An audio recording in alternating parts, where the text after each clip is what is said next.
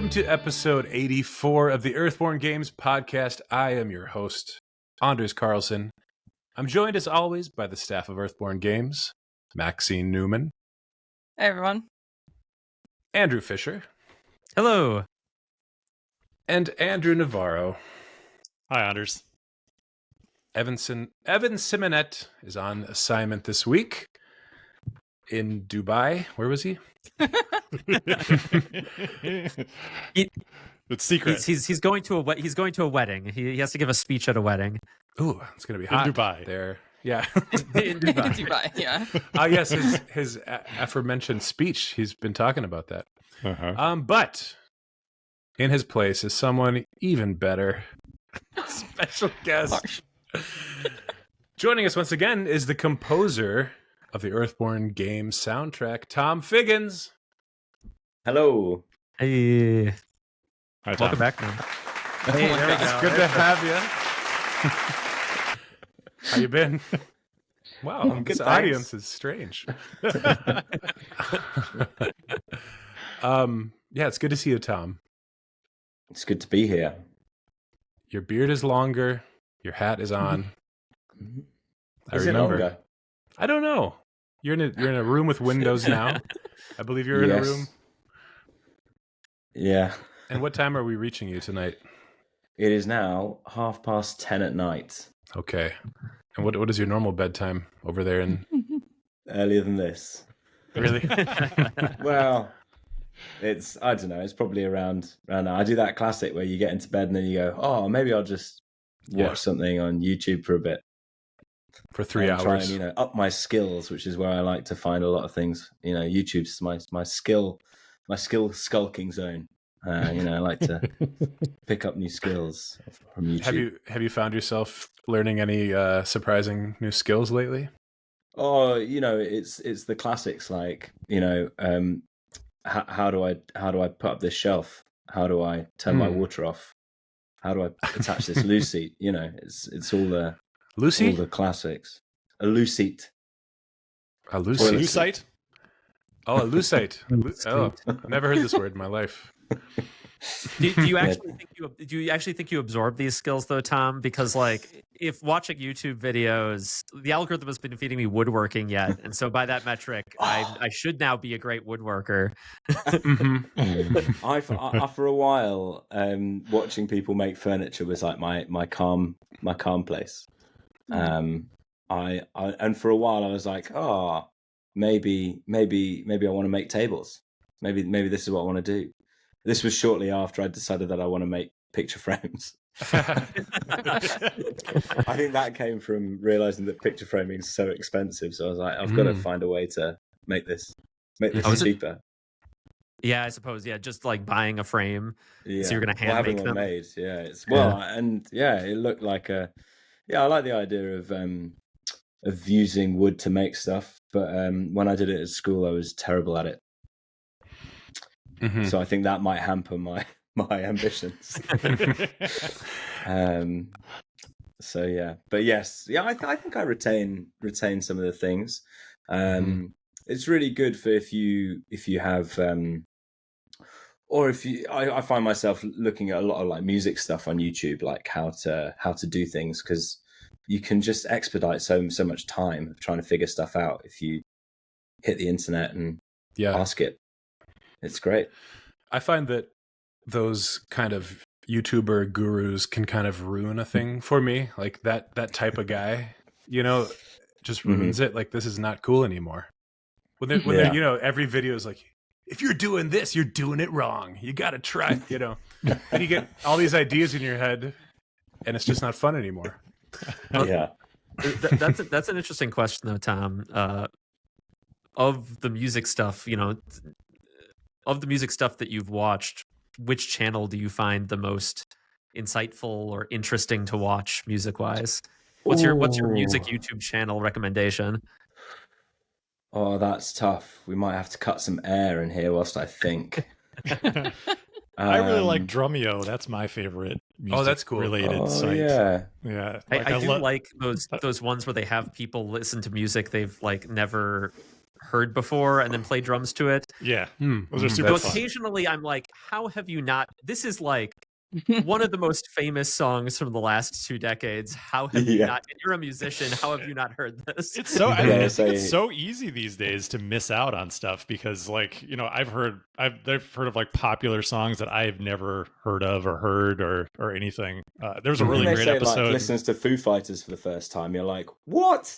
Yeah. No.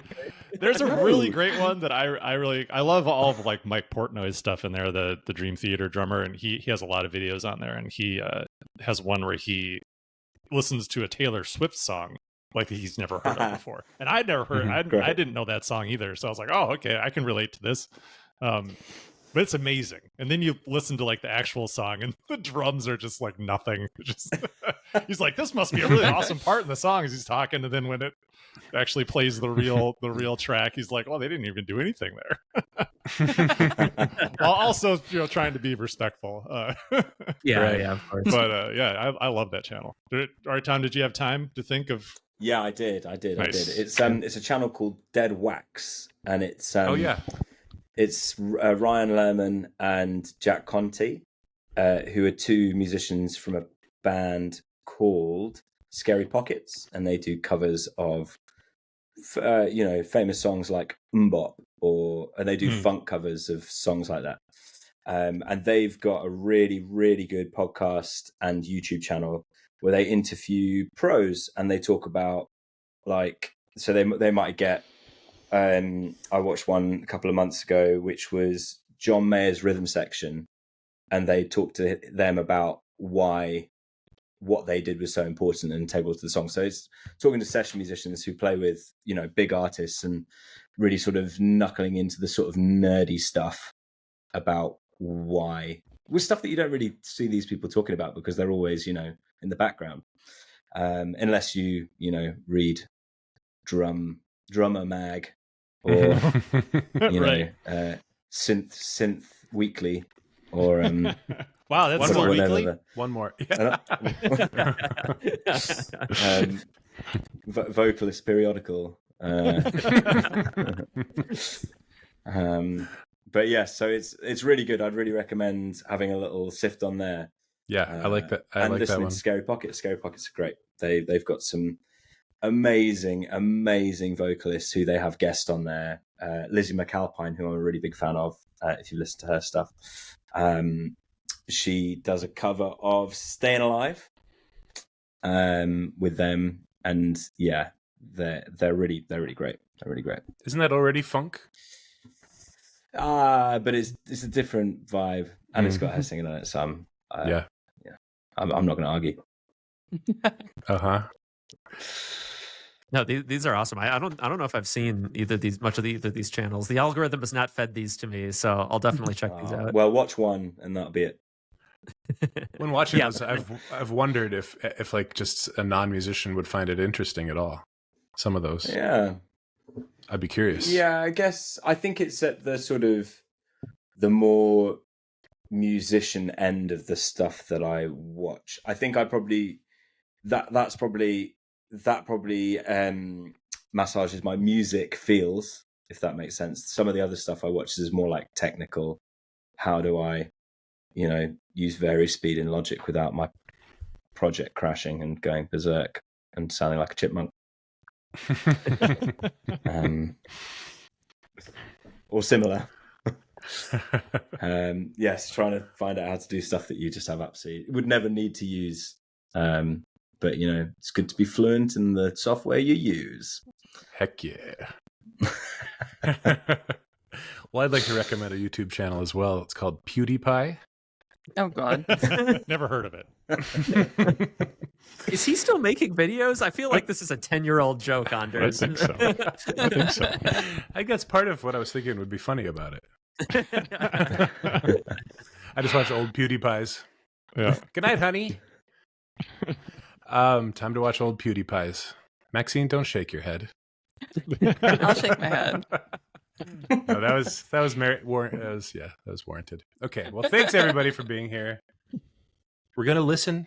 If you saw the first episode of our listening party, we're gonna listen to some tracks from the new Legacy of the Ancestors soundtrack, which is out now and on sale today as part of Bandcamp Friday. Am I right? It's not. It is for purchase. It's not. We haven't Right. discounted the price or anything. But Bandcamp Friday, as our listeners probably know, is like that's the day where Bandcamp says we don't need any money. You can go all to the artists. So if you're thinking about picking up either of the new soundtrack, either the original Earthborne Rangers soundtrack or Legacy of the Ancestors, now is the time.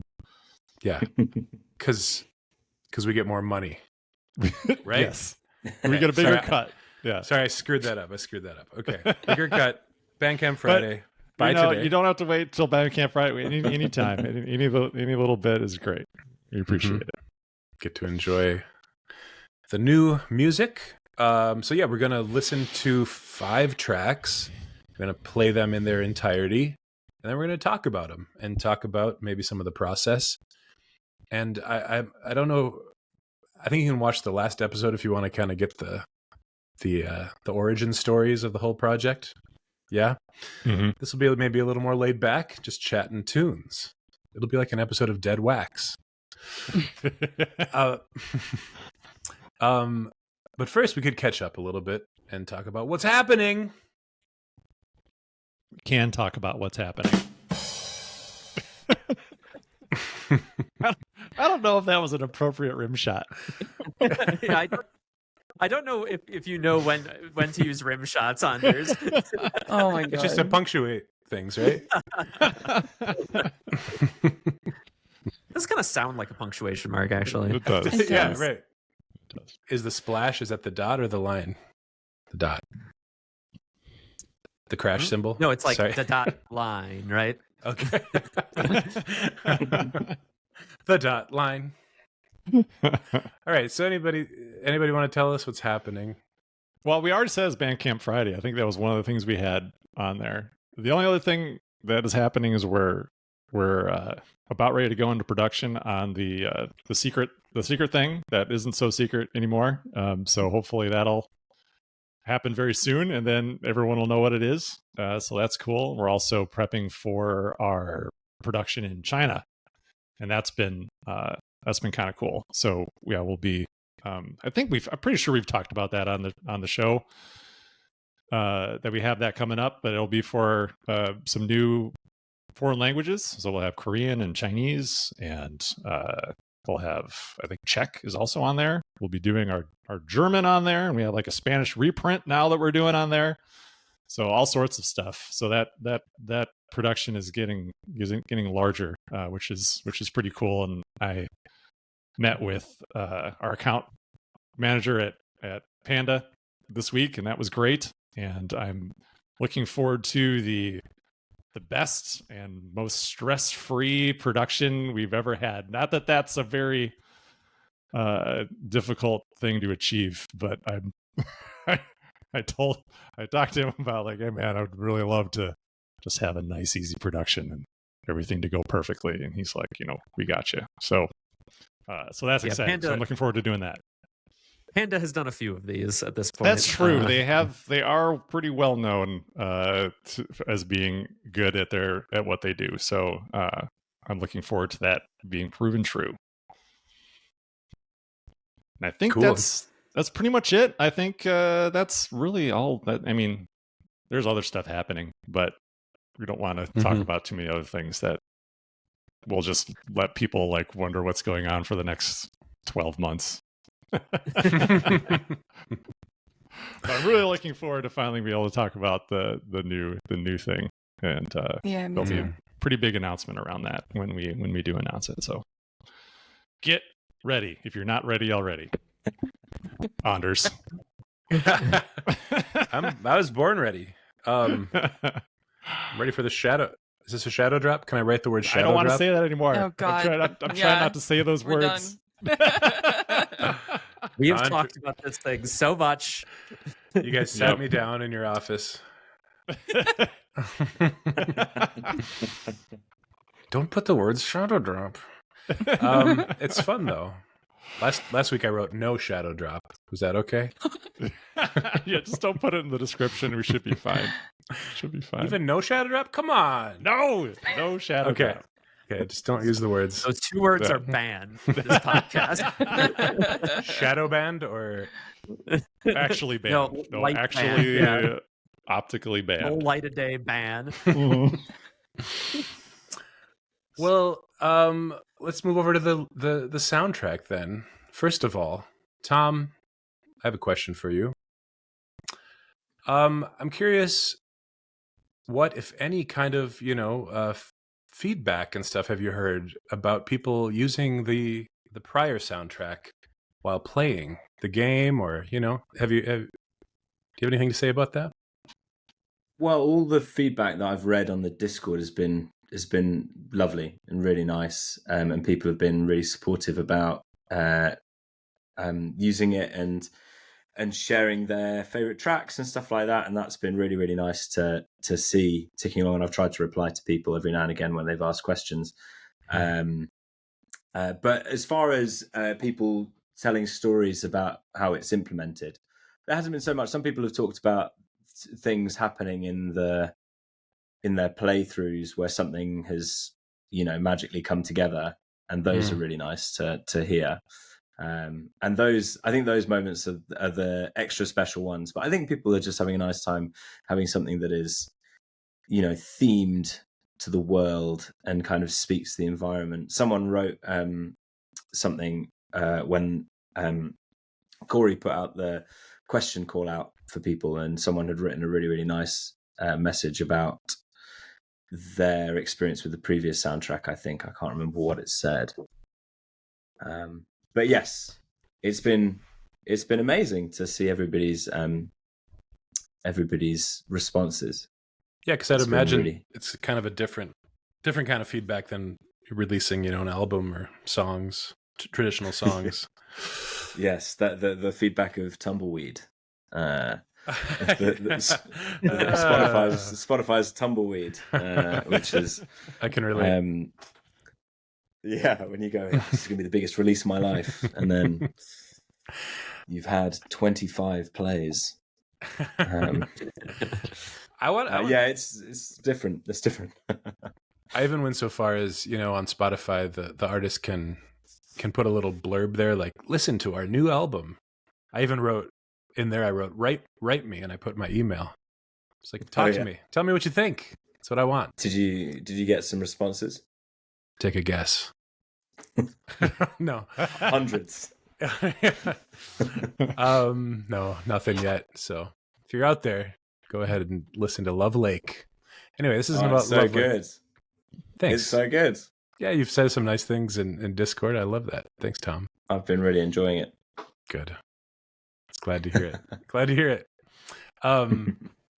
Well, we have some questions from some listeners for you, but what if we just start off by listening to a tune? Does that sound good? All right. Sounds great. Sounds great. Let's do it. We're going to listen to it, and don't worry about your facial expression, because I'll put a splash card or whatever, title card over the top of our faces like we did last time. Were we meant to mute? So you can cry all you want, Andrew. Did we mute last time when these were on? Not necessary. It's all good. You don't have to. Fine. Okay. Okay. Here we go. This is called... I can't see the whole title here. What is the first one, Andrew? The Boughs of Lone Tree. Boughs or Boughs, depending on how you Boughs. want to pronounce it. Yeah, boughs. Like a tree bough? Mm-hmm. Obviously. Okay, here we go. What more can I say? Should I keep rambling? Keep Play the going. music on here. And 3, 2, here we go.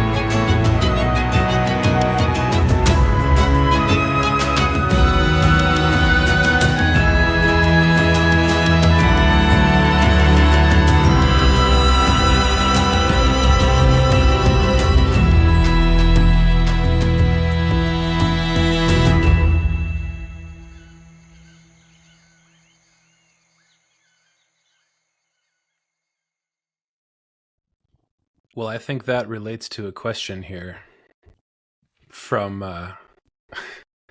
from Thenomane, and it reads, Tom, how you be so good?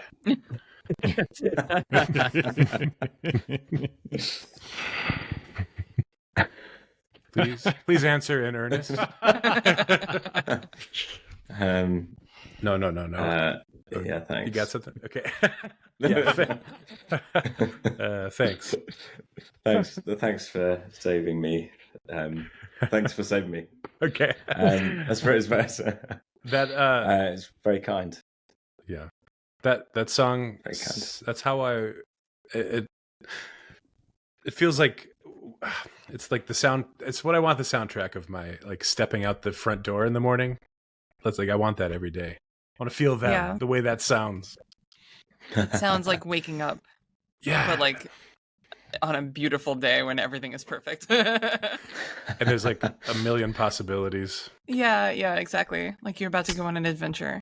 Healthy. Yeah, like setting off on an adventure. Yeah. Mhm. Why does it sound that way? Why you be so good? That I think the word possibility is absolutely the thing that I kind of wanted to capture with this track. Mm. I had my crib sheet here, which for those listening is the Legacy of the Ancestors campaign guide, and the opening entry is the thing which really inspired this track. And yeah, it was the light breeze rustles your cloak, and that was the first thing where I was like, okay, that line was the thing when all of the strings come in and everything starts to lift off. That was that kind of feeling like, oh, maybe the wind's got a different plan for you today, and let's go on an adventure and find out what might happen. And it was definitely meant to be the sort of stepping stone between the core game soundtrack and this. I wanted something to kind of take us from where we'd left to where we could possibly go. And yeah, the working title for this track was Gear Up, which is a terrible name for a song. But Gear yeah, Up. it was that sort of the prospect of getting ready for something, and yeah, the anticipation and what that might feel like before setting out the door for something unknown. I think that was what I was trying to capture, and yeah, by the sounds of things, that's what's relayed. So I'm pleased if you feel that way. Yeah, I definitely feel like it captures that transition from the core set to here with like, you hear the echoes of the core set's theme, and then you kind of get that transitional point. There's kind of the early, more low key stuff. And then you get that kind of that moment like you spoke about where it's like the song picks up and it kind of is that feeling of stepping through a threshold, right? Like into something new. Yeah, I think it's cool how this song, like, musically does what the expansion does mechanically in its game mechanics is like transition you from the overworld down into the arcology. You know what I mean? Like we get that sense musically. Familiar. Yeah. Exactly. Yeah. It's cool. Tom, I'm like tempted to ask these like music theory things that are maybe a little more inside baseball, but how much music theory, like what is your background? Are you like implementing music theory? Is it just more about feeling, like how you feel? Yes, yeah. On a level, I'd say that I very rarely write. I think someone asked me this actually on the Discord, not when the core game soundtrack came out, asked a similar question on like how much theory is informing the way that I write. And I'd say that it's minimal. Sometimes I use theory to help me make sense of an idea I've got in my head. If I'm struggling to, sometimes you have so many ideas that it's difficult to kind of layer those up in a fashion that actually sounds like anything you can use. And I think sometimes in those cases I fall back to theory, but more for me, especially with music for this sort of purpose, it's got to be about the way that it makes you feel, and I think that's kind of the way that I've always been led with my writing. So yes, theory is, you know, something that I've certainly, you know, done in the past, as much as I've tried to stamp it out of myself.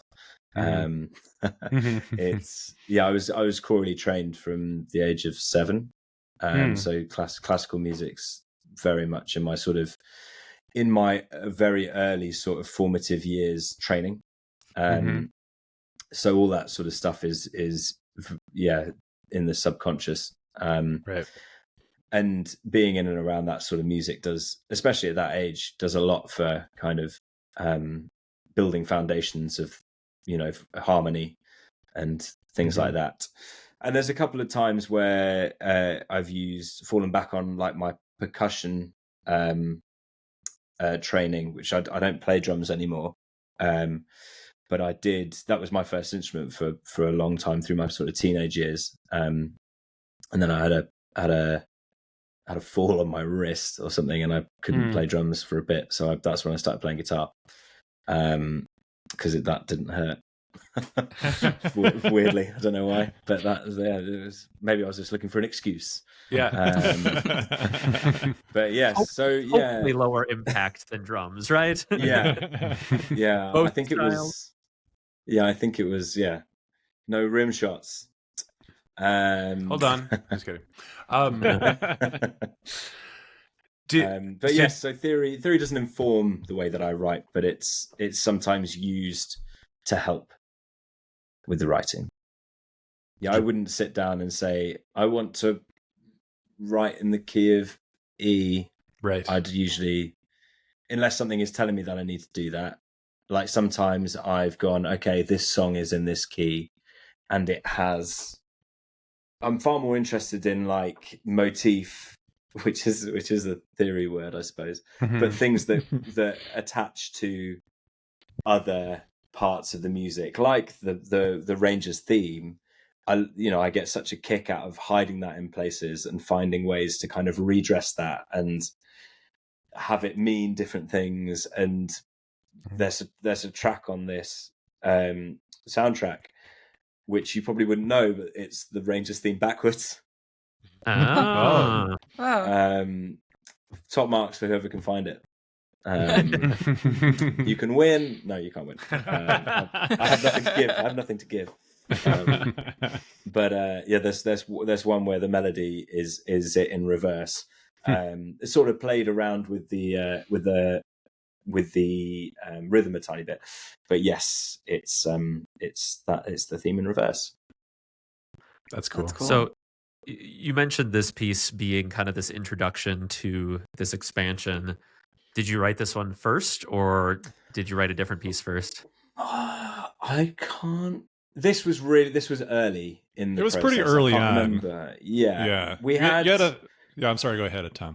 No, go on. I was going to say, I feel like we had a few that were kind of like this one. Yes.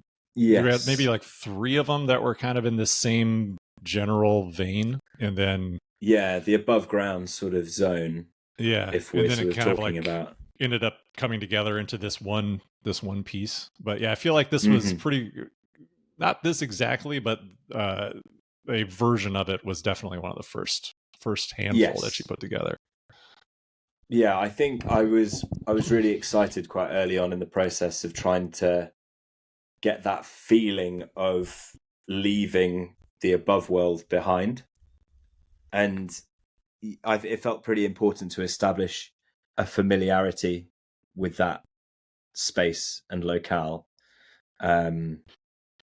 to create that sense of that transition to being enclosed and being not seeing daylight. That's a big theme of this soundtrack. Light comes up quite a lot, or lack thereof, and it was early on in the process. Certainly, Yeah. I don't know if it was the first track. I wonder if the first track that I wrote actually isn't on the soundtrack. There was a few. Yeah, I don't think which, it is. I don't think it is. There's a few which hit the editor's floor and remained there. Secret track. Yeah, a shadow drop. Secret No. bonus track. No, God. bam. Yeah, this is what it is. Yeah. You You have to subscribe to our Patreon to get the extra demo tracks that didn't make it to all the of final. the rusty No, tracks. you have to listen to the 11 minutes of silence that happen at the end of the Oh, last right. track, the and post-credit then scene. I miss those. The miss bane I of miss those every too. like CD changer in the world is the final track that has one of those. Mhm. The fifth final. Or like Nine Inch Nails Broken that had like 99 tracks, like with 90 of them as 1 second silent tracks. Yeah. Thanks. Thanks. So you mentioned that some of the themes were light and darkness and things like that. How do you do you want to go into like how you wanted to, or some new things that came up for the new game? How are you going to differentiate this from the other soundtrack? What types of instruments? Did you use different instrumentation? I heard like congas or something on there. I don't know if you had much of that on the last one or not.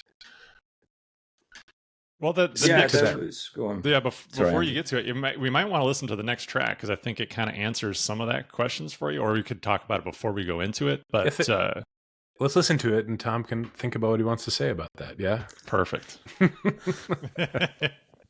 I'm nervous now. Oh no. I can't Get your think what notebook track it out. is. Okay, yeah, just Yeah. I've got other track names written down here. I don't know what's coming next. I'm excited. So this is called Spirit Speak. Okay. Here we go.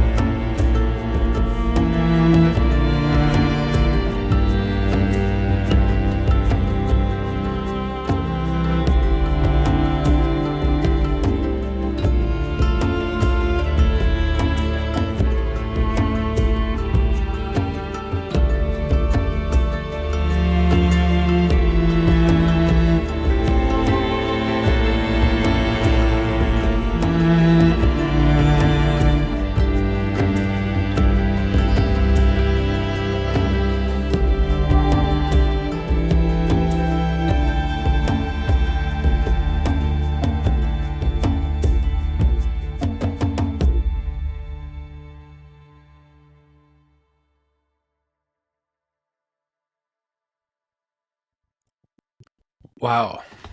So good. So good, Tom. Loved it. I was going to say someone's been reading Synth Weekly in the beginning. Then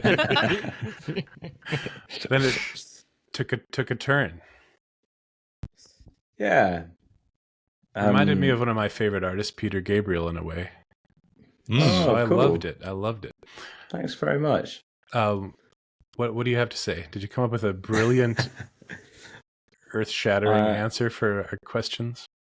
I forgot that I was meant to be thinking of an answer. That's I was fine. too busy going like, oh yes. Do you want me to Yeah, go on. Ask me again. Yeah, I was just wondering, with the new soundtrack, what kind of I don't know, motifs or whatever are you employing to kind of change things up? Was that on your mind, or were you just kind of going in like, let's make it match what this is in front of me? What was your thought process there? Well, I knew really early that I obviously wanted it to feel very much in the same world as the core game soundtrack. Like, them being disparate would have just been a bit of a waste of time. Yeah. So I knew that they needed to be connected in a way. And I quickly became quite obsessed with the idea of being underground and trying to create that sort of feeling. So the changes, like in the core game soundtrack, there was a lot of use of SFX of weather, which came into the binaural head mixes a lot, because we could move those and we could place them, and we did some amazing things with those. And with this, we couldn't do that at all. That was kind of taken away, because underground, apart from the glitter rain, I suppose, is that there wasn't really anything that was a weather that wasn't controlled by the player, if that makes sense, like the echoes and stuff like that. So I tried to use reverbs and delays to create space and make it feel like you were surrounded and underground. And at the beginning of this track, when I was writing the beginning of this, I think it's this one, I was really obsessed with the idea that what if you woke up in the morning and you didn't know whether it was the morning or the middle of the day or nighttime? And I was thinking maybe they'd make fires and they'd sit around a fire in a massive cavern, and it would be just like it was outside, but you weren't. And I think that's then what led me on this merry dance of talking about light and thinking about light a lot. Mm-hmm. And yes, yeah. So instrument-wise, I mean, there's synths a lot in this one, and I use that to kind of feel like a bit of a change from the above. That's probably the starkest contrast as far as instruments are concerned. But there's quite a lot, not on this track, but there's quite a lot of use of whistles as well. Whistles, like whistling with your mouth? No, like I've got one here, one I prepared. Oh, like a penny whistle? Yeah. It's bigger than that, Anders. Uh-oh. This is a low whistle. Whoa. Play us a tune. Whoa. Oh, really? What makes it a low whistle? Do you just have like different, like the smaller ones get higher octaves and stuff? Yeah, so a penny whistle, which was is really small by comparison to this. It's probably like this long, and the tube is, probably the width of your, like the inside of the tube is probably like the width of your little finger. Whereas this, I mean, yeah, that's, I don't know if you can see from there, but it's quite, it's quite chunky, and it makes a really nice sound. It was made by a man in Sheffield.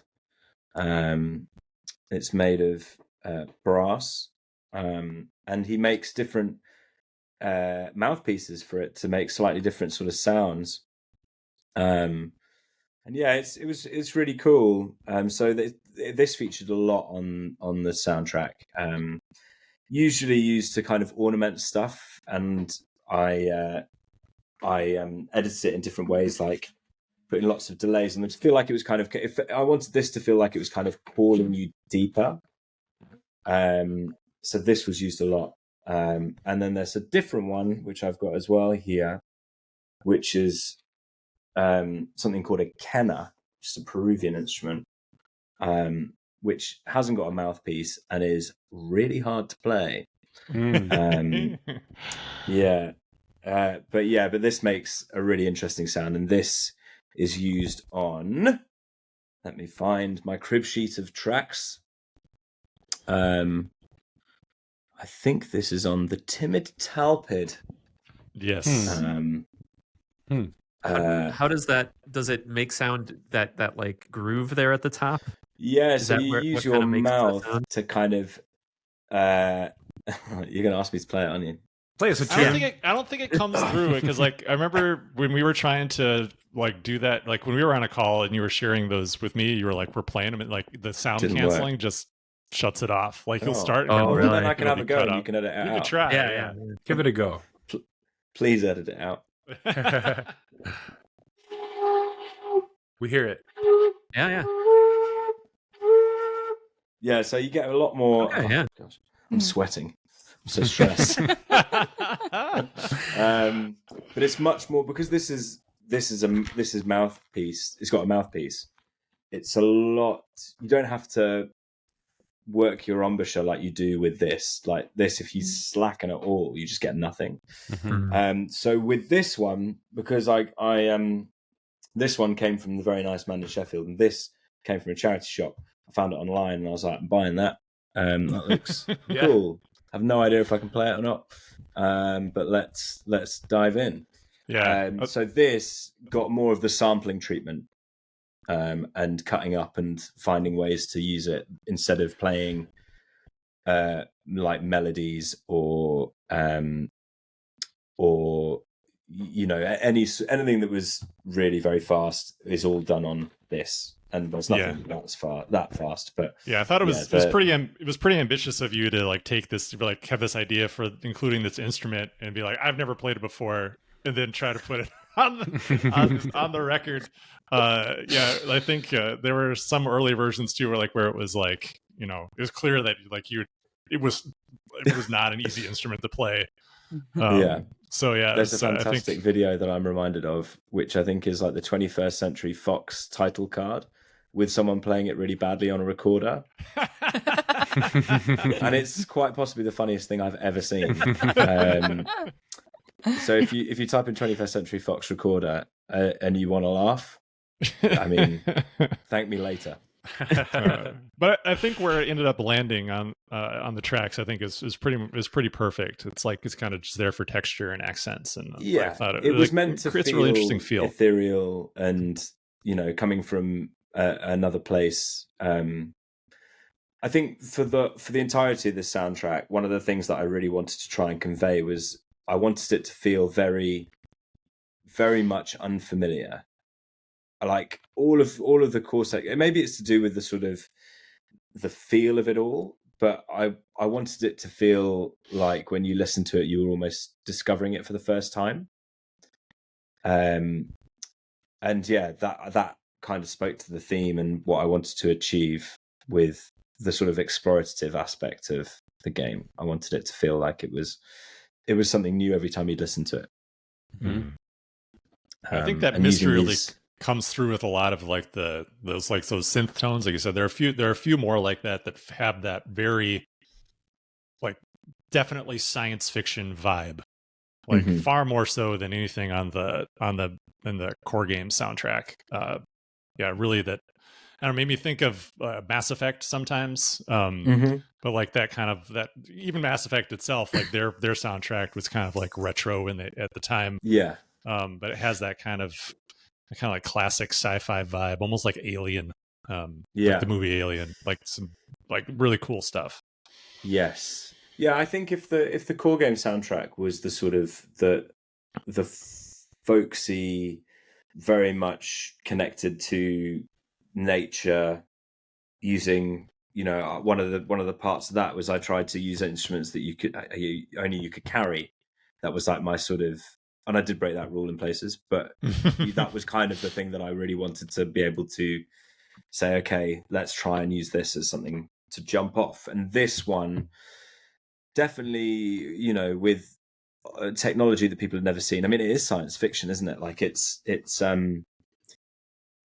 it's to them it would be completely unknown. So I guess I wanted to try and bring an element of that, of something that felt very alien to the people who would be in the arcology, but something that feels still tethered to the place. If that makes any sense at all. Yeah, it does. totally. That's it. That's interesting what you said. Like, yeah, it is still sci-fi, and like synths are so attached to sci-fi films and stuff, so it makes sense. But it melded with the kind of the acoustic instruments in that one perfectly. Are you using an analog synth? Yes, yeah. I've got a couple of synths. A sequential take 5, if you know it. It's the little it's if you know this the Pro 3, the sequential Pro 3. Do you know the sequential? No. Okay, I'm just saying synth names. You can edit this out. No way. It's made by Sequential, who make like the Prophet 5 and stuff like that, which is a really well known synth. But it's like a smaller and not £3,000 synth. Cool. And then I've got a Moog synth as well that I use quite a lot. But the Take 5 is a poly, so I can do pads and do nice things like that. Whereas the Moogs are mono synth, so it's a bit more more used for basses and stuff like that. Yeah. One note at a time. Yeah. Cool. Well, it sounded great. Should we move? Thank you. Should we move forward to the next track? Yeah. 1,000 leg. 1,000 legs. Legs. It's plural in the script. The 1,000th leg. That's all right. There's 1,000 tracks on this soundtrack. One for each leg. They're all 1 second long. That's our artistic statement to ruin your CD player. Here we go.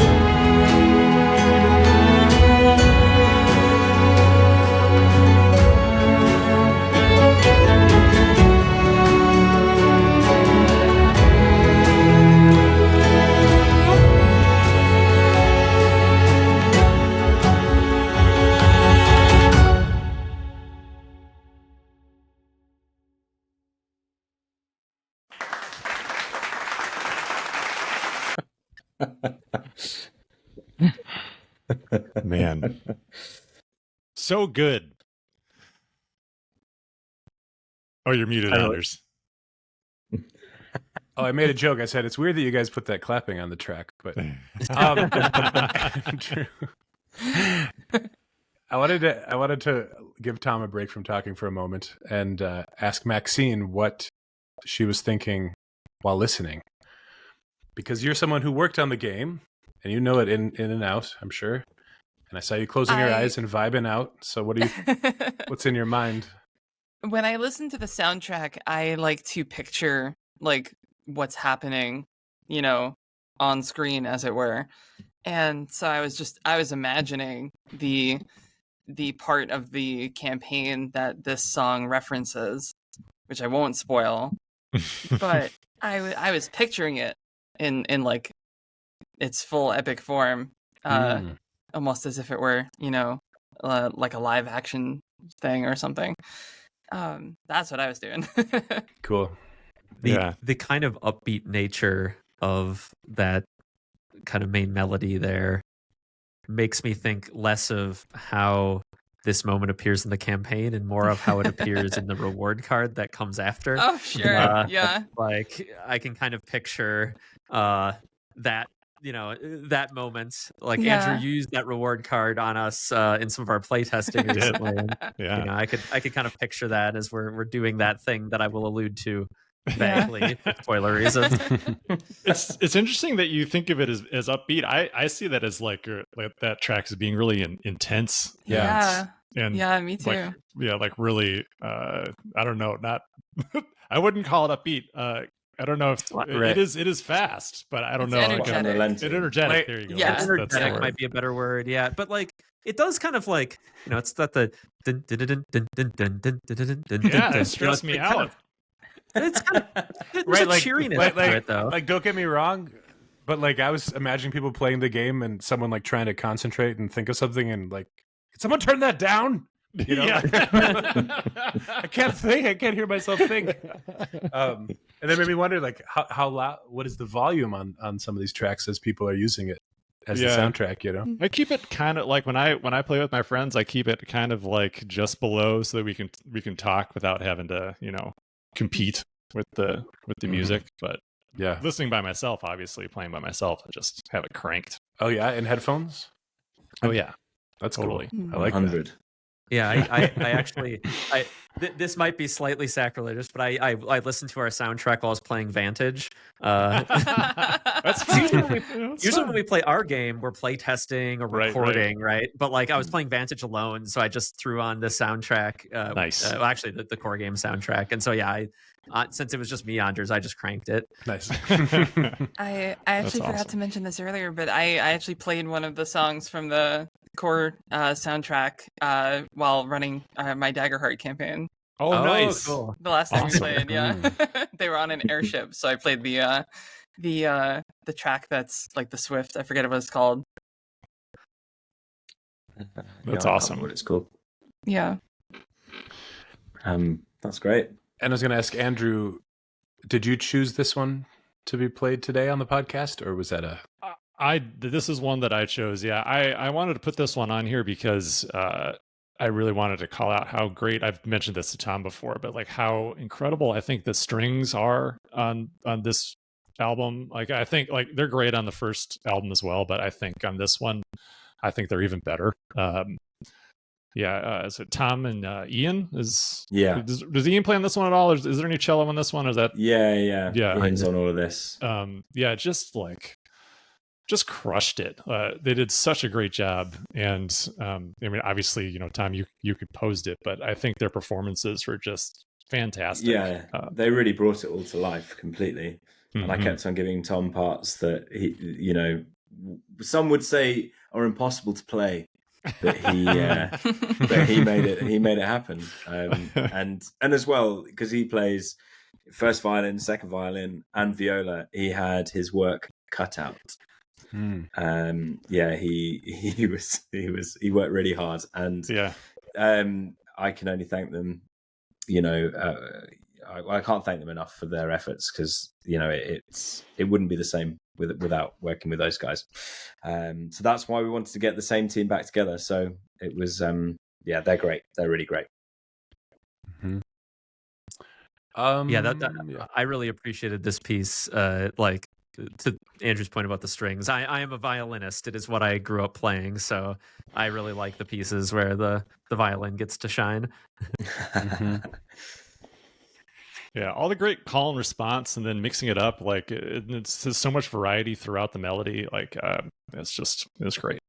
Yeah, that was definitely a sort of theme for the beginning, was where the same melody passes between all the sort of sections. That was quite fun to write. Mm-hmm. They really nailed this piece. And yeah, the playing's pretty fast and furious. And there's a lot of it, like you said about it being quite sort of energetic and unrelenting. It's got that one bit in the middle that sort of breaks off and slows down. And I remember you saying to me, Andrew, you said, "Oh, I feel sad that the drums stop. Let's keep them going." So now they go all the way through, and it's like it doesn't stop. It's both the guys who did all the strings, they were fantastic, and it's it really shows in the recordings, I think. I was listening to this on the way home from work, and I had this thought, like, how much are you considering the fact that this is meant to be like a score in the background? Like, do you ever, you're like, oh, this is actually it draws my attention too much. Are you thinking about that much? Like, oh, this feels like too exciting, too memorable, too melodic. Sometimes, yeah, I think sometimes we've talked about this quite a few times, Andrew. I think about like how much of this is background and how much are you scoring a moment or scoring something from the game. And I've tried to do a bit of both. In the core game soundtrack, I really tried to do like two tracks of world building, if you like, and then two tracks that were like themed to a place or a card, like the Carnivorous Naiad, for example, that has its own piece. You're talking like per terrain set, the two. Yes. Yeah. Whereas this time, because we didn't necessarily do it by path type, it felt more filmic in that regard, and it felt like it needed to serve more of a progressive sort of pattern. So yeah, there are a few tracks which are far more ambient, if you will, and there's some parts which are definitely meant to be set pieces. If you get my meaning, I do. I think that's cool. It works on a couple levels, so people will play the game and have that on in the background and love the game and love the experience, and then for years they can just listen to it in the car and relive that feeling. I love that. Well, we got a couple more tracks. Let's just roll on to the next one. Yeah, let's do it. A Friend in the Dark. Am I right? Okay, you nailed it.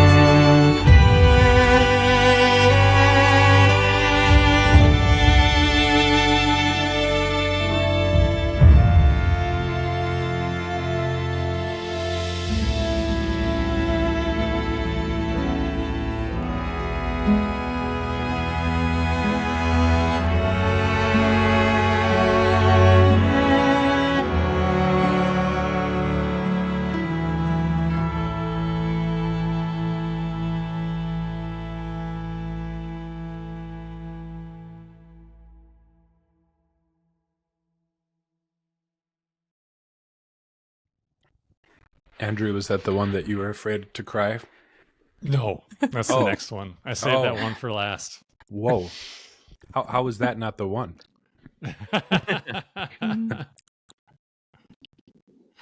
It made go ahead, Anders. It just made me think, wow, if this game is hitting moments like this, I got to play this game now. Do you feel is this one, are you thinking of a particular moment in the story when you're writing it, Tom? Or is it, sorry. Yeah, like me. I guess, sorry. yeah, I guess, yeah. What is the direction like? What was the process? So with this one, there's the inspiration for the piece was, I'm trying to not be spoilery here, is something can happen when you're in the arcology. And go on. Yeah, well, you can. There's a card which I saw. I'm really trying not to spoil anything, but it's quite hard to. You're doing great. For me, when I was writing it, there's a creature that you can meet in the arcology, which the interaction can ebb and flow, I guess. And I think this is kind of what I wanted that to be, was the unexpectedness of making a friend in the dark when you don't really know if you're going to see people or if the people that you see would be friendly. I mean, it was definitely a moment of, like, the beginning, that sort of where it feels like the strings come from, all the quietest place possible without not playing. It was meant to feel like sort of stepping into the light for the first time and discovering something or someone, or having a connection with someone when you haven't had connection maybe in weeks. And sharing that moment and seeing what that could become. And I think this is maybe one of my favorite pieces that I've ever written. I'm very, very fond and attached to this piece. Yeah, it's very beautiful. I think that was kind of really what I was trying to push at, was, the maybe how nourishing that could be if you've been starved of that connection to a person, or I was trying to put myself in the position, that isolation, or that lack of speaking to anybody, or I guess if you're playing this solo, if you're not, you might be having a stag do of a trip in the arcology. Probably not, but if you're there with friends, maybe it's a bit different. But I think I was obviously, when I was playing it, as I was writing it, I was obviously playing it alone, just to increase the level of isolation. But yeah, I think that's kind of what I was trying to portray, was that start of a possible friendship out of something so unexpected. So are you playing the game as you're, like, just simultaneously as you're composing all these tracks? Not exactly simultaneously, because I only have so many hands. Hey, well done. There we go. There you go. That's now you're done. But so in the process, the game arrived on my door quite far into the process, and we talked quite a lot about it. Like, I was calling Andrew and saying like, tell me more about it. I need to understand. I need to be able to see it in my brain. And he was like, well, the copy's on the way, but I don't know when it'll get to you. And then I was in France and I got a message saying your package has arrived, and I was like, what? I'm in France, and they put it under my bin. Stupid France. Yeah. And then Tom was the first person in all of the UK world. to not the Apart world, from probably you. not the world, maybe Fish, to I get had copy number copy 2, of right? the expansion. Yeah, what's that? Yeah, I believe I had the sample, and then Tom had the copy after that. Yeah. I still don't have a personal copy of Legacy. Tom had it long before me. There was something I really still have my funny Ludo though. sample. That's all I've got over there. Yeah. There was something really funny about when it arrived. There was something in my brain when I had the box where I was like, but everything feels so unknown at the moment. Once I open this box, I know what's in there, and all is revealed, and I can the light is switched on, as it were, for want of my sort of light metaphor to continue. And there was this moment where I was like, should I not open it? And then I was like, no, there's people on the internet who would kill me if I didn't open this box. And that's what drove me to crack it open. But that was in maybe that was, I can't think when that was, Andrew. I've maybe lost track of late time. April. Because then I saw you at the end of May. Yeah, and we decided to kind of move things back a little bit as far as we just needed more time, I think, and I think that was definitely the right call. Yeah, I can't remember what the first question was. Oh, but the box, one of the happy the box features on one of the tracks as a drum. Oh, Really? That's really? awesome. Oh, that's hilarious. that's really, and the that's book as great. well also gets used. It gets used for the scuttling of some creatures. Oh, interesting. That's cool. Said, turn that Like scuttling flipping the down. pages? It's too annoying. That's so cool. And I was like, it's your book. But no, it was quite. It felt like it was sort of in the back of your head a little bit, so I did turn it down. So it's subtle, but yeah, I took that and sort of shoved it through a load of like sampling delays, and turned it into thousands of pages instead of just 120. But it was nice to use. I quite like using unexpected things as like percussion. Like I've got this little coffee pot which I also use as a little drummer as well in places, and fun little things like that. I love stuff like that. Yeah, it's cool. It comes up with slightly sort of different.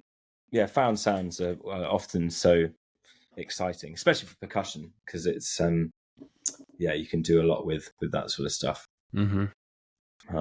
Exactly. Yeah. But yes, the box is here and being looked after carefully. It's not being hit by me anymore. Thank God. One note I had while we were listening to A Friend in the Dark was, it sounds very much, you get that sense of this duet, right? There's these two very strong musical threads kind of going throughout it. It really reminded me of like a duet piece from like a musical or something. Do you, when you're writing these, even though these are all instrumental, do you ever imagine lyrics or anything as you're writing them? No, and I suppose that's maybe a little bit counterintuitive, seeing as, I mean, my voice is probably my first instrument, and I don't really use it that often anymore. But yeah, I don't know. No, I don't think so. This piece was all about the cello for me. Like I wrote that little figure, the ba ba ba, and then I was like, right, let's try and sort of expand that. And then that first phrase came. Oh, actually, maybe the phrase in its entirety was what I sort of piece together, and then I tried to sort of come up with different ways to tell that same story. And then it sort of started to extend out. But I wanted I'm such a big fan of a cello and the sound of a cello. And after working with Ian last time, I was like, yeah, let's definitely, because we did the Lament of the Estians in the last piece, which was also, this was meant to feel maybe a bit like a counterpoint to that. It couldn't be more different in tone, but instrumentation wise, they're quite similar. But yes, the cello is definitely the center part for this. But yeah, as far as words are concerned, we did talk about having a track with lyrics in it at one point, but it didn't go much further. Well, than the chat. well, is this the amount of work we'd have to do to, I think, make it what we were like I was talking about doing would have been ridiculous. So. Is this a joke? Craft a whole new language. Is this a joke question then? The spoken word question from our listener? There is spoken word in on the soundtrack. Brilliant actor called Alex Sunderhouse did some speaking for me, and yeah, so it's pretty subtle, but because of the amount of spirits in the game, and obviously there's a whole role that's dedicated to interacting with them, it felt like it would be a disservice to their part in the plot points to not have something that was kind of speaking to them, for want of a better phrase. But I didn't want it to be like, so originally, so I took some of the text that's spoken by the spirits in the campaign guide, and we, affected them, reversed them, and made it so that you couldn't quite necessarily tell what they were saying, but it did feel like they were there. I think that's what I wanted to achieve. So there is spoken word in there, and Alex very kindly gave her voice to those parts. Did I hear some on that second track we listened to too? So that was me doing a bit of singing. Oh yeah. Quietly. Yeah. Got it. Hiding behind the sofa. Behind the sofa? Well, I can't actually fit behind my sofa, but I think most of us can't. Figuratively behind the sofa. Yes, the figurative sofa. Metaphorical sofa. Yeah, that's me singing those bits. We got a lot of we got a few questions, but I feel like, we could just listen to the next track. I don't know. Is there any questions you think are? Yeah, well, let's listen to the last track and then round it out with the questions for Tom. Okay, take it home. Okay, here we go. This one is called "Once More in the Light." Am I right? Got it. I can't see the last word. That's why I'm. Why not? I don't know. It's the little box isn't big enough. Okay. Weird. Okay, here it is. Once More in the Light. All right.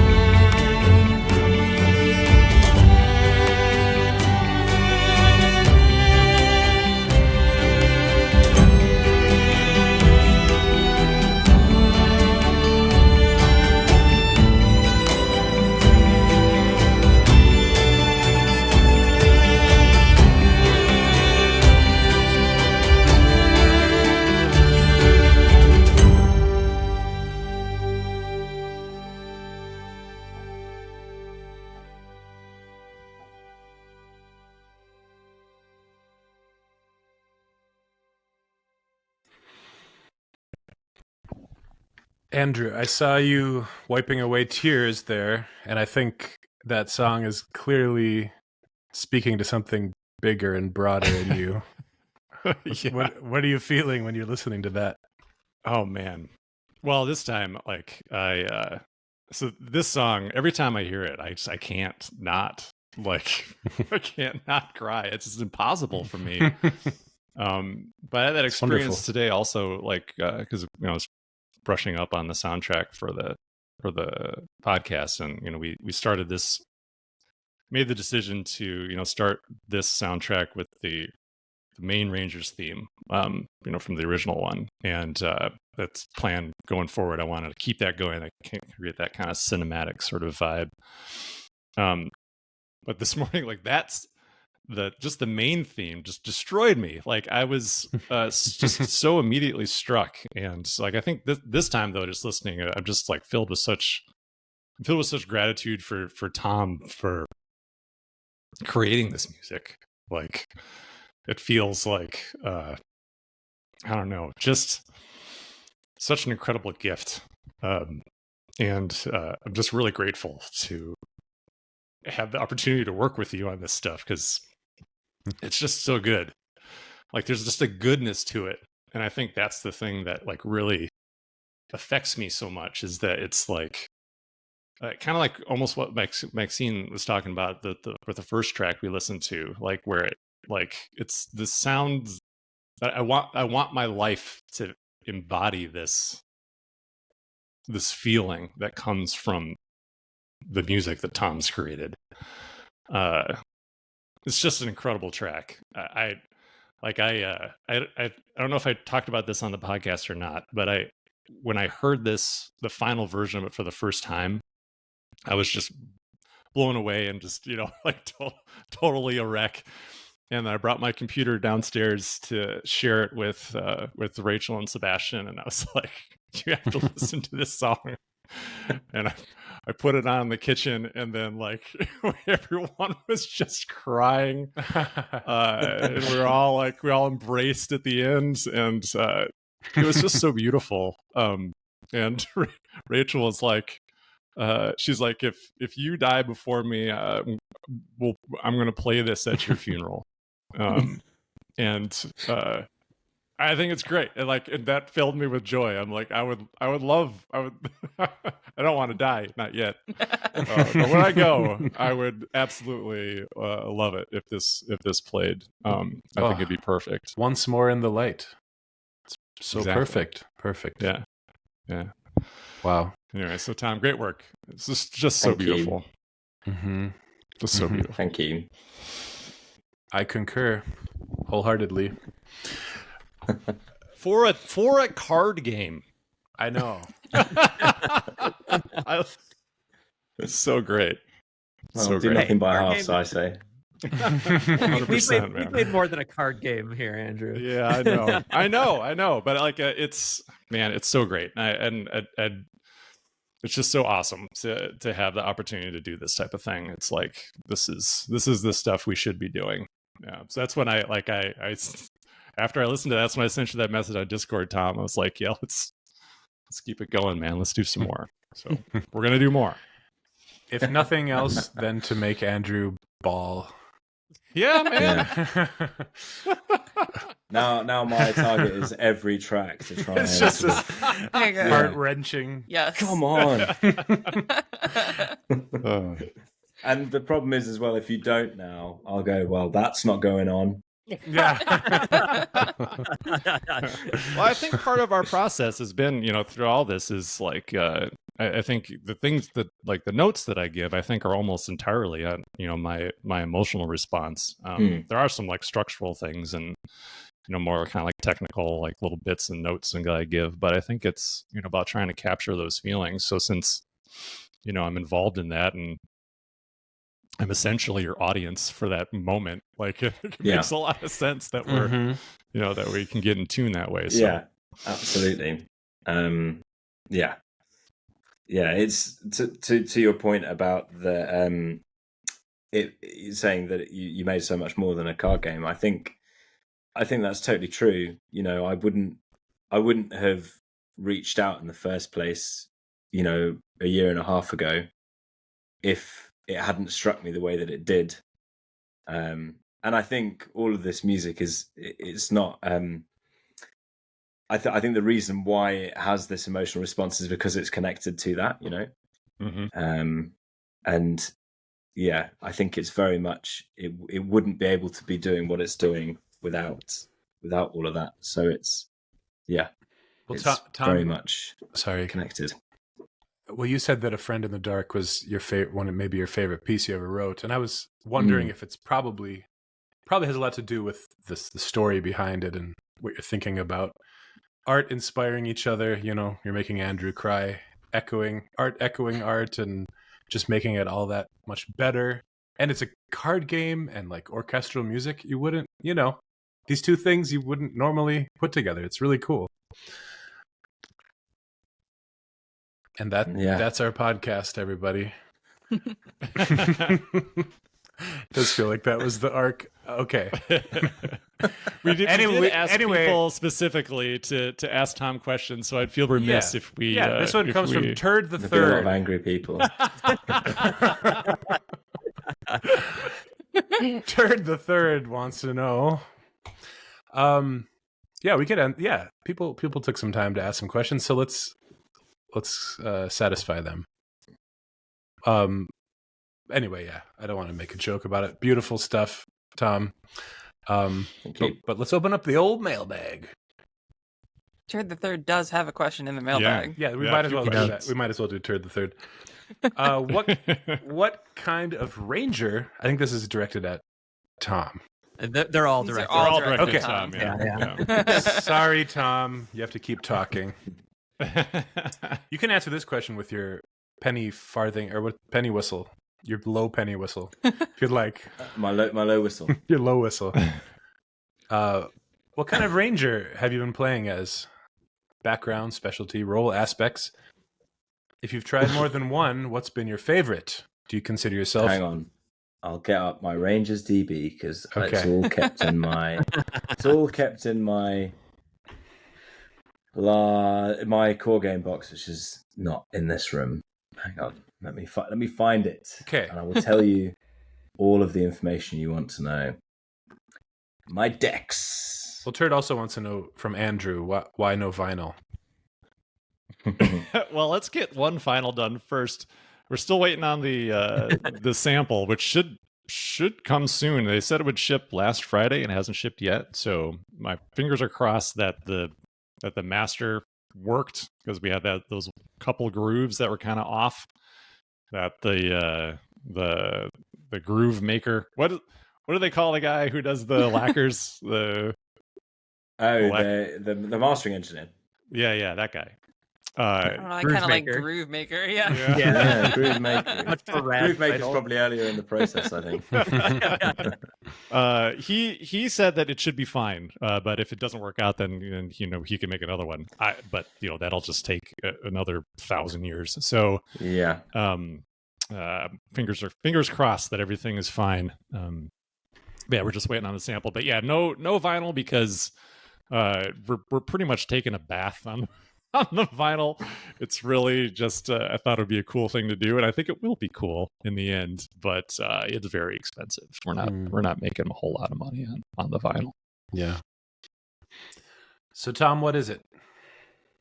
Okay. Who are you? How much detail do they want? They want to know background and specialty. Specialty so aspects. I'm a tail spinner explorer.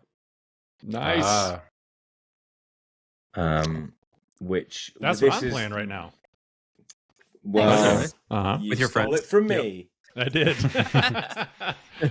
I did it first. This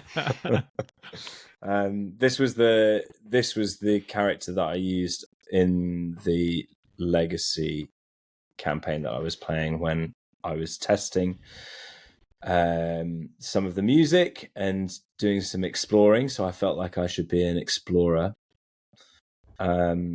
Is that all that was needed? Yeah, you're good. Yeah. Yeah. Cool. I'm a tail spinner explorer. Do you consider yourself a tail spinner in IRL? In IRL? You bet. All right. Next question comes from D-Cheds, and we sort of touched on this, so you don't need to go in too much depth. But how do you approach composing for a board game? At times, I feel like these EBR pieces are tone poems, evoking mental images of the semi-fictional landscapes. So, I mean, I approached it like I'd approach anything, I guess. It was very much, I mean, we talked about it on the last podcast, but my imagination for what I thought we could achieve with the core game soundtrack was so vivid that it didn't feel like I was going, right, I have to create a soundtrack for a card game.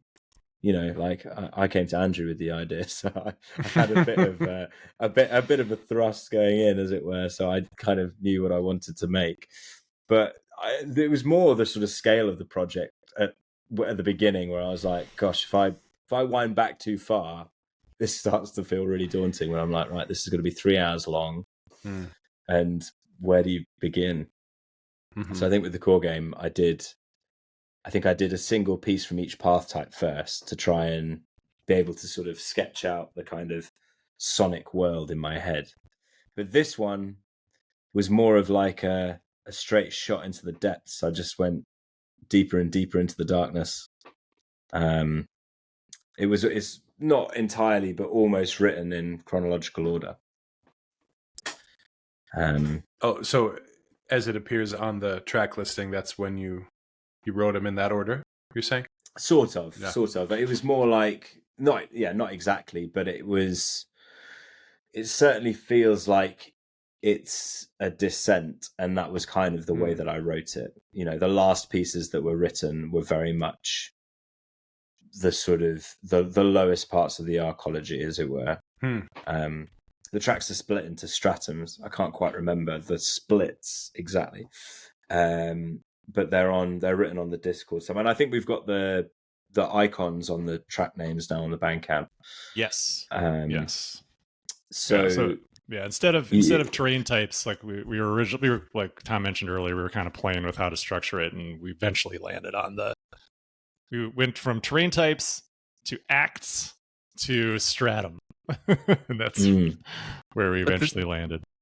Yeah, the strata do kind of follow the narrative progression to a point you made earlier in this episode, Tom. I feel like listening to this feels kind of like progressing through the legacy story, whereas the core game soundtrack was a lot more kind of sampling different parts of the valley. This one's from Sweaty Bob. Tom, are you interested in doing a soundtrack for Hub World Eidolon? How do you imagine a tune for the card Fun Run sounding? Fun Run. I'll write it and get back to you. It could be my pitch. Little jaunty.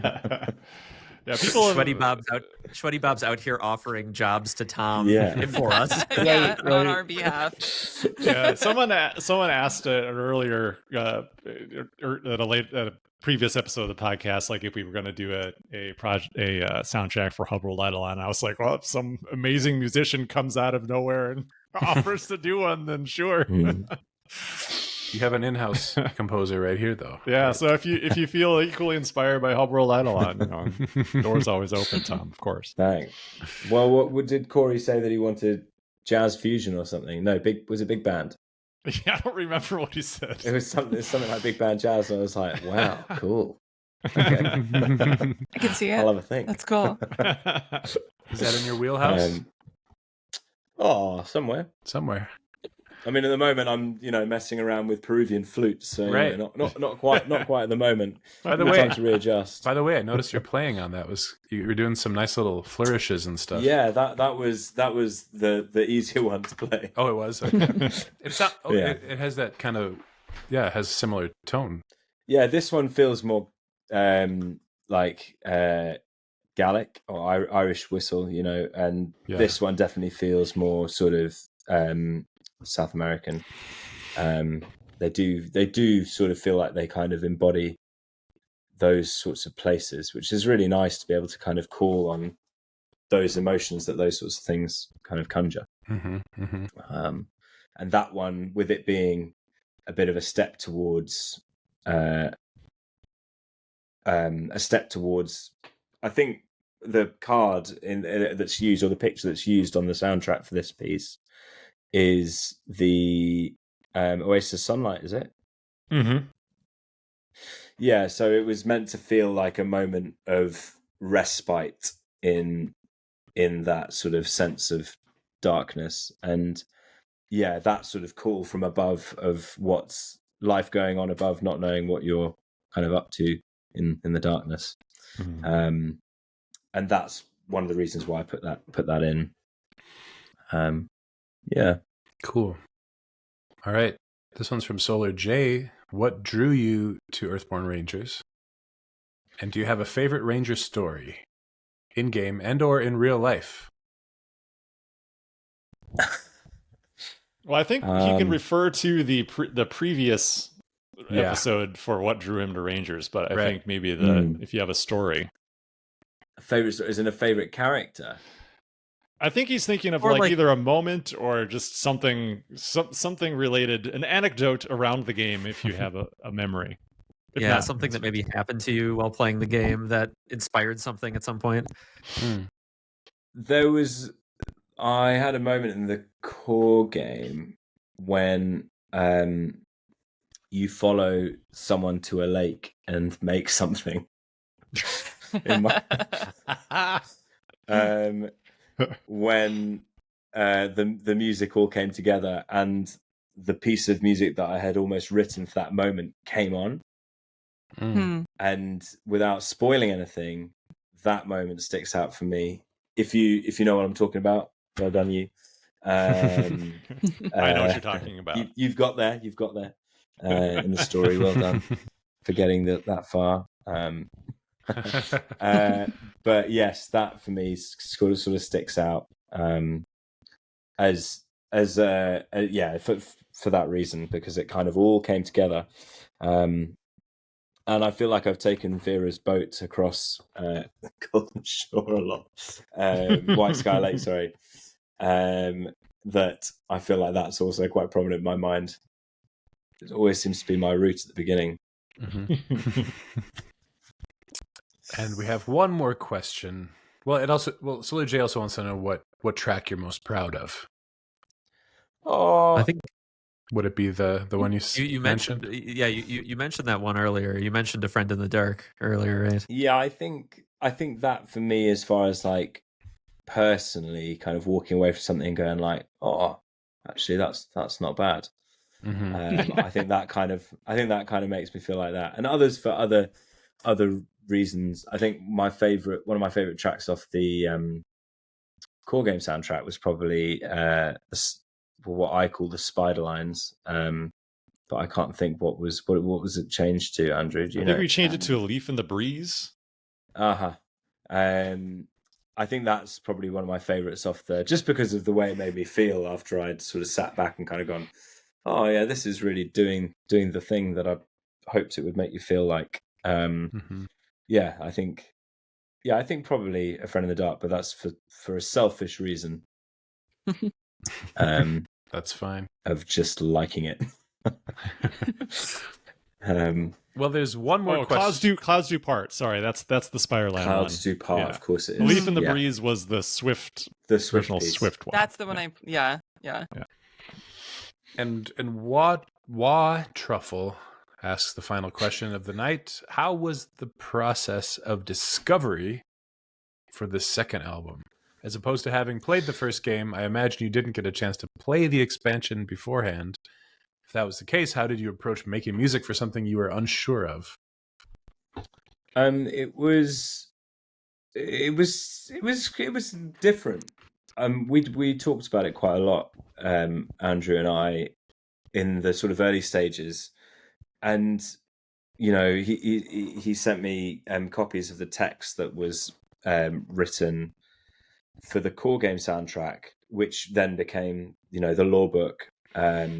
So I had all that to kind of fall into, and I actually referred to a lot of that to try and inform the work that's on the Legacy of the Ancestors soundtrack, because it's all part of the history. It felt like it was very much kind of connecting, so it didn't feel like it was too far away, but it did feel like I was stepping into the unknown, as it were.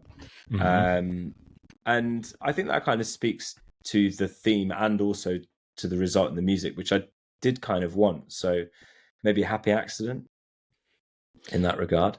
Yeah, you did get. I did share out like all the artwork and I had the PDFs. You know, but that's just never the same as actually getting a chance to like sit down and experience it. But yes, yeah, you know, PDFs of the campaign guide. So I was able to read entries of that. But yes, it was. Yeah, it always felt very sort of removed, I think. And then once I got to actually sort of get the emotional feeling of descending in, I remember you said, "Tell me what you get up to, you know, in your first days in the expansion." And I was like, day one, I'm down in the oncology, and like, wow, that was fast. you didn't mess around at all. I was like, no, got things to do. That's how most people approach it. Yeah. Andrew, I think you always expected people to like take their time before going down, and then now that everybody's playing it, everybody's like underground. Yeah. Well, I do like that that there is so much to do above ground that like if you like I can totally understand why people, you know, make that decision. It makes a lot of sense. But if you ever play it again, then there's just know there's plenty to do on the surface before you get into the arcology. Lots of reward cards up there. Well, Tom, now it's now way past your bedtime. Thanks for staying up so late. Oh, it's a pleasure. Thank you so much for having me on. It's been a treat. Yes, it was really fun talking to you about your beautiful music again. So yeah, thanks for being here. everybody go if you want to go buy if you feel inspired, go buy the soundtrack today. It's part of Bandcamp Friday. And yeah, goodbye everybody. Bye. Bye. Thanks, Tom. Goodbye. Bye, Tom. Thanks for having me. Bye.